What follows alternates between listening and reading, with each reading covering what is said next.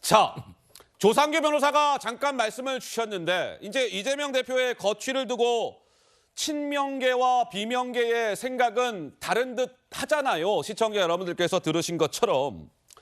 그런데 친명계의 대표적인 더불어민주당 의원 정청래 수석 최고는 천만의 말씀들, 내년이요 더불어민주당 공천장에는 이 사람의 직인이 땅 찍힐 겁니다. 이렇게 강조했습니다. 들어보시죠. 단식 중에도 어떻게 하면 총선을 승리할 것인가, 어떻게 하면 무도한 윤석열 정권의 폭정을 막을 것인가 고심하고 있습니다. 어떤 경우에도 이재명 당대표의 직인이 찍힌 총선 공천장 들고 총선을 승리해야 합니다. 이재명 당대표의 직인이 찍힌 총선 공천장이 총선 승리를 부르는 나팔이 될 것입니다.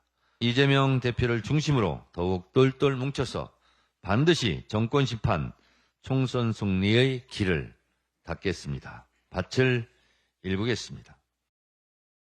자, 그동안 저런 이야기를 해왔는데 어제도 정청래 수석 최고는 소셜미디어에 검찰의 힘을 빌려서 당대표를 사지로 몰아넣으려다가 실패했으면 반성하고 성찰하세요.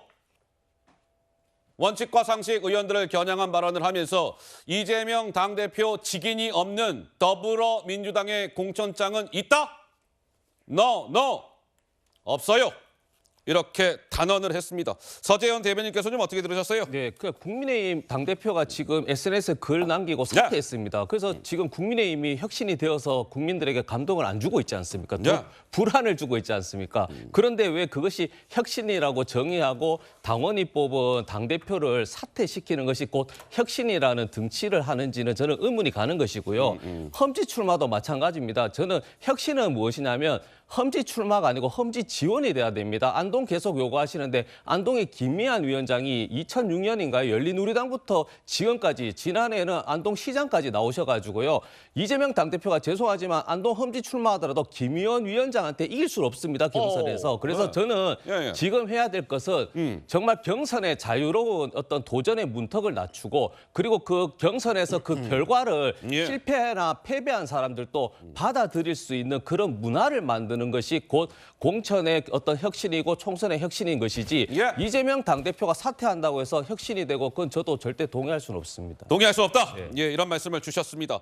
자, 더불어민주당의 이재명 대표의 내년 총선과 관련해서 출마와 관련해서 비명계 의원들은 이재명 대표를 겨냥해서 두 가지 중에 하나를 하시지요. 이렇게 요청하고 있죠. 한 가지는 불출마.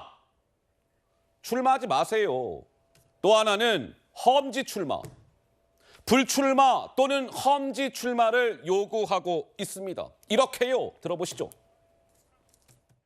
불출마 또는 타 지역으로 가는 거에 대한 그 선택을 한다면 1순위가 이재명 당대표가 돼야 되겠죠. 지난번 1년 전 전략공천위원장을 하면서 분당에서 가라. 험지에 출마해라 라고 주장했던 이유도 거기에 있는 거고요.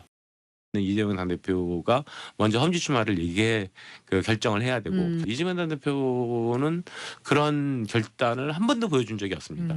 최고의 좋은 곳, 말하자면 따뜻한 아랫목을 찾아가는 사람.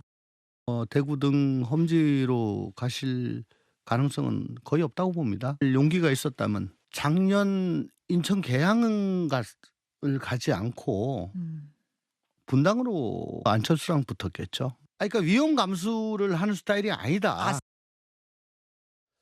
자, 이제 비명계 의원들은 저런 주장을 하고 있는 가운데 이재명 민주당 대표 앞에 놓인 선택지들이라는 그래픽을 보고 계시는데 이재명 대표가 크게 4개 중에 하나를 선택하게 되겠지요. 지금의 지역구 인천 계양을 해서 다시 한번 나오든지 아니면 오른쪽으로 한번 봐주시죠. 아까 우리 서재현 대변인께서 잠깐 말씀을 주셨는데 경상북도 안동 같은 험지에 출마를 하든지 다들 아시겠지만 참고로 이재명 대표의 고향이 안동입니다. 그리고 이번에는 지역구가 아니라 비례대표로 국회의원을 한 번 더 하든지 아니면 불출마. 이 4가지 중에 하나를 선택하게 될 터인데 이 대표의 선택도 어떻게 내려질지 관전 포인트가 아닐 수 없습니다.